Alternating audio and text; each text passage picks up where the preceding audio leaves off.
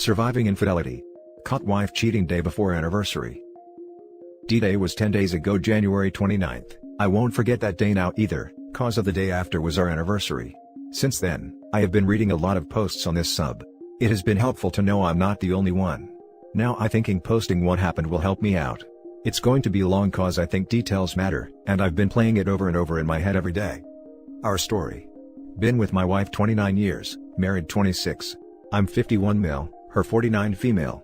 2 grown kids, 24 male and 22 female. Meet in college, dated, fell in love, married, and thought what I believed was a great marriage. Did a lot of things together, talked all the time, communicated about things that were troublesome. Both of us had successful careers that we both supported each other in along the way. Great love life, maybe not as often as when we were younger, but just as passionate. She's in IT and I own a small landscaping company that employs 75 people that I started after graduation. She's been working from home a lot since COVID, and we have been talking about my easing out of the day-to-day operations and her going part-time so we can spend more time together and travel, etc., now that the kids are established.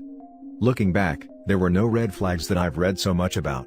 No weird texting, no guarding her phone, no clothing changes, no unusual behavior, no nights out with people from work. When she did go out, it was friends and family, and I always heard from someone the next day how I should have come, but I wanted her to go out without me, and I enjoying being by myself doing stuff in my shop. She always was home early. To say I was blindsided is an understatement. D-Day. The week before, I had booked a weekend at a romantic bed and breakfast owned by some friends. Our state is open. Winter Festival was that weekend. I leave work early to surprise her and tell her to pack a bag. We're going away for our anniversary. I pull my truck in the driveway and find a strange car there. Right away, I just knew. Don't know why, but I did. I'm hoping and praying I'm wrong, but my gut is telling I'm not. I sit there a while wondering what to do. Leave and talk to her later, leave and pretend I didn't see it. Not sure what to do. I'm shaking so bad I can't see straight. When I have something at work, I have to do that might be uncomfortable. I always tell myself, man up, get this over with. Suddenly, shaking stops and feel very calm, no idea how, because inside I'm a wreck. I sneak in the back door and my black lab is laying there with a sad face, like he knows, instead of jumping on me. Man, I love that dog. He stays as I quietly go up the stairs. When I get upstairs, I can hear what is going on in our bedroom. I get to the door and open it, and see her boss on top of my wife. I stand there for a second and yell out surprise. The crap show that followed would be laughable if it didn't hurt so much. He rolls off trying to get out of bed, but he gets tangled up in the sheets. My wife is screaming, "Oh my god, oh my god, oh my god, oh my god," and trying to cover up, but can't cause he's still tangled up. He finally gets out and starts looking for his clothes, only they're on the other side of the bed. This just hit me, in about the same spot where mine used to end up. Don't know why, but I beat him to them and grabbed them. My wife is crying "I'm so sorry," over and over. I back up to the door and stand there, and he's standing next to the bed naked. I grab the big easy chair out of the corner and pull it to the door and sit down. He asks for his clothes and I say no and toss him my wife's robe from the back of the door. He starts to walk towards me. Now, even though I'm 51, I'm in good shape. 6'3", 240. Years of going to the gym and working in landscaping have seen to that. I look at him and say, if you get any closer it's not going to end well for either of us. You'll be in the hospital and I'll be in jail, so why don't you just sit down? Wife is now sobbing into the pillow and he sits down. After an uncomfortable silence, he asks, "What now?" My reply is, "I have no idea." Wife is still crying a little but sits up. Finally, I pull out my phone and tell them that they are going to tell me everything while I record it all. They look at each and my wife asks, "What do I mean everything?" I say everything, how it started, how long this been going on, when, where, hotels, dinners, etc. Everything. My wife says this is the only time, to which I yell BS. There is no way you'd be comfortable enough to bring him to our bed if this hadn't been going on for some time. If you lie to me again. I'm walking out that door and finding a divorce lawyer. She starts crying again. So, for the next 10 to 15 minutes it all comes out, been going on for over 9 months. Started with him flirting with her etc. till he asked her to lunch and she went. A few drinks later they were at a hotel. She came home to me that night like nothing happened. She swears that it was killing her and she wanted to tell me but didn't know how. Again, I call BS. If it was killing you, it would not have been so easy to keep it going. They even went to a week-long convention for work that I used to go with her to. She told me company policy changed and spouses couldn't go anymore. I put my phone away and more silence. Then an idea hits me. I look through his clothes for his phone and ask him for passcode. He actually gives it to me, so I start going through his phone.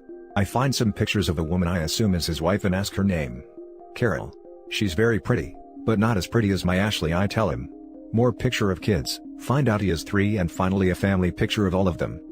I hold up the phone and say, a beautiful family, why did you throw it all away for a tumble with my wife? His reply, what do you mean throw it all away? Me, you really think Carol isn't going to find out? Him, how is she going to find out?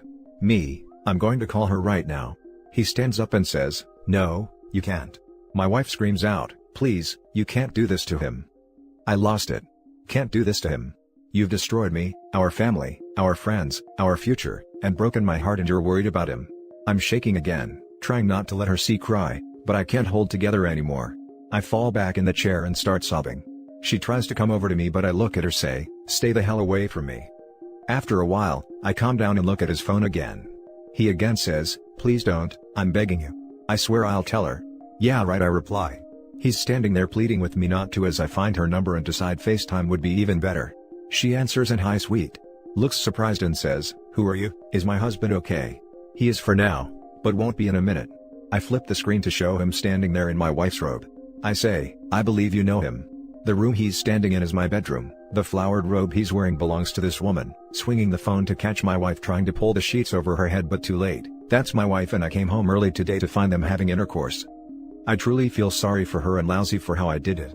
She starts crying, and he tries the honey, I'm so sorry, I can explain, it was just one time etc. routine.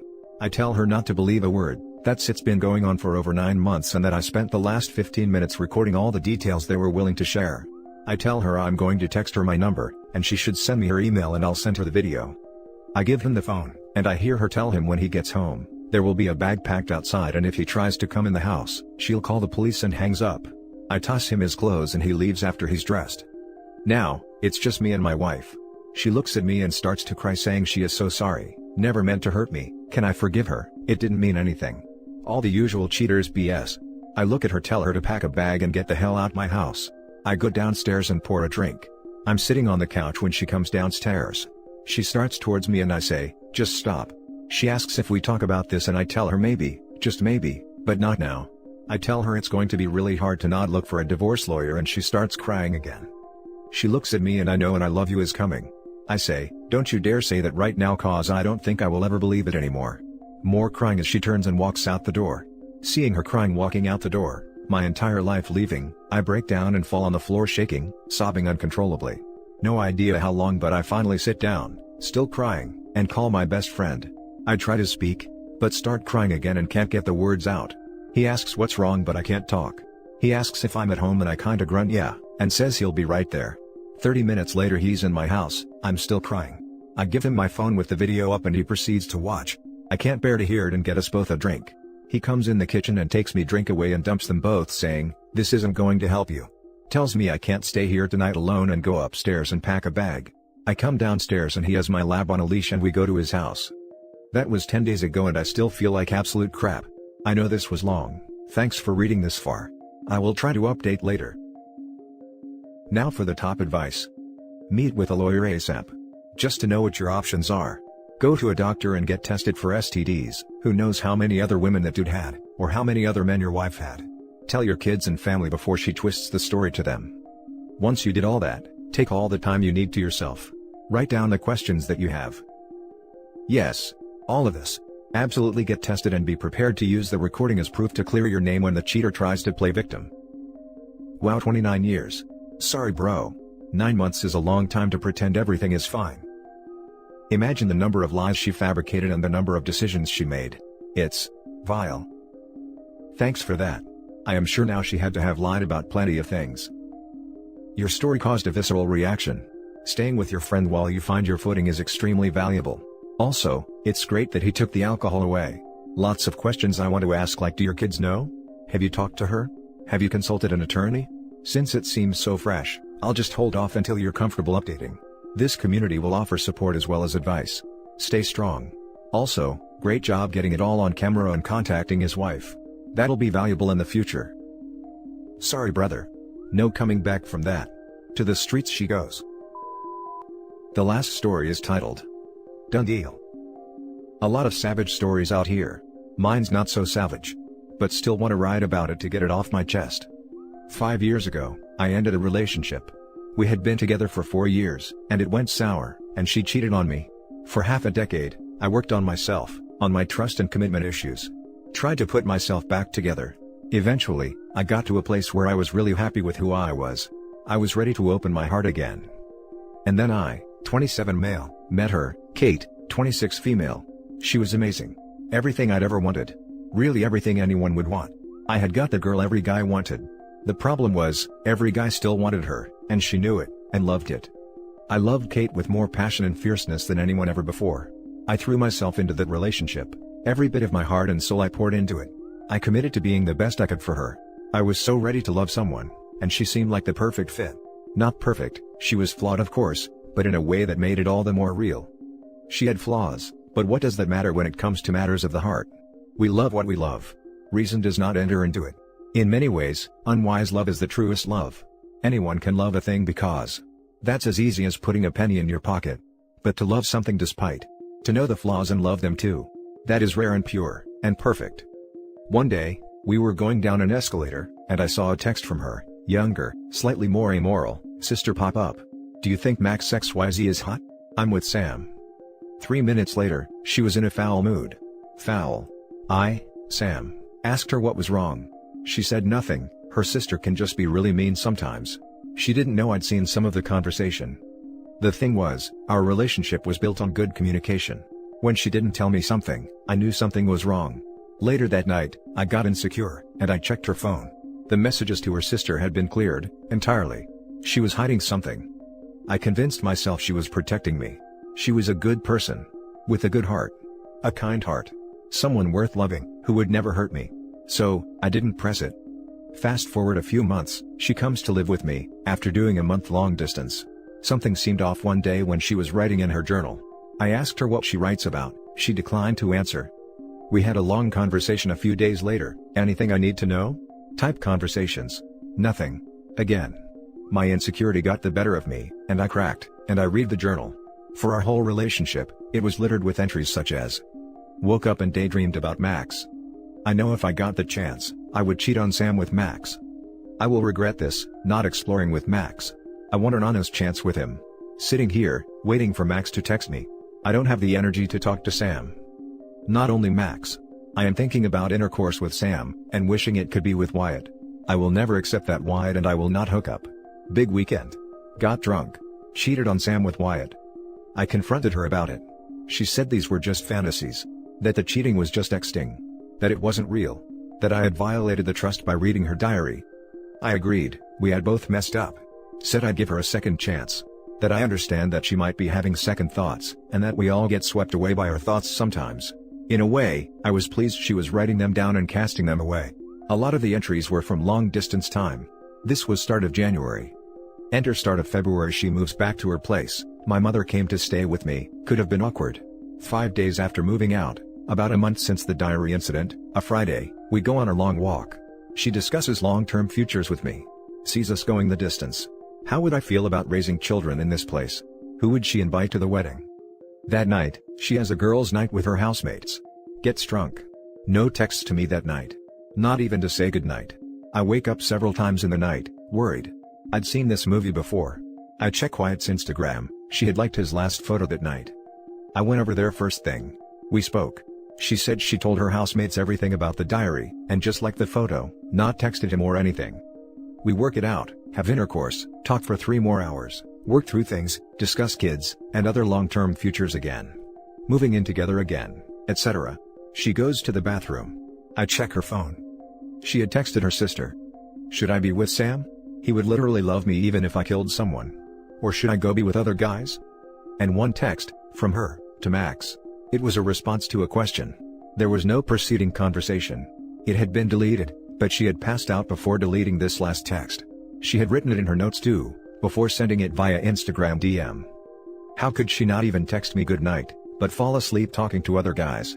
She comes back from the bathroom. Kate, I'll believe you didn't have a repeat with Wyatt last night. But did you talk to Max? Tears. Yes. Broke up with her on the spot. That made giving her a chance the month before the second hardest thing I'd ever done. Walking away from a woman I loved so purely, was the hardest goddamn thing I've ever done. I had told her from day one what would hurt me most, and she did it perfectly. 4 days on since then. We haven't spoken at all. I wonder if we will. I lie awake at night and think about her. I wonder if I made the wrong decision, if I just threw away something that could have been beautiful. I wonder if all the love I gave her will ever come back to me. But I think, whilst it wasn't physical infidelity, it was clear her heart wasn't with me. I think I did the right thing. Thanks to all of you here for being inspiring. My story isn't half as bad as most of them, but it hurts all the same. I have doubts in myself now. Hope I see it through. Now for the top advice. You did the right thing.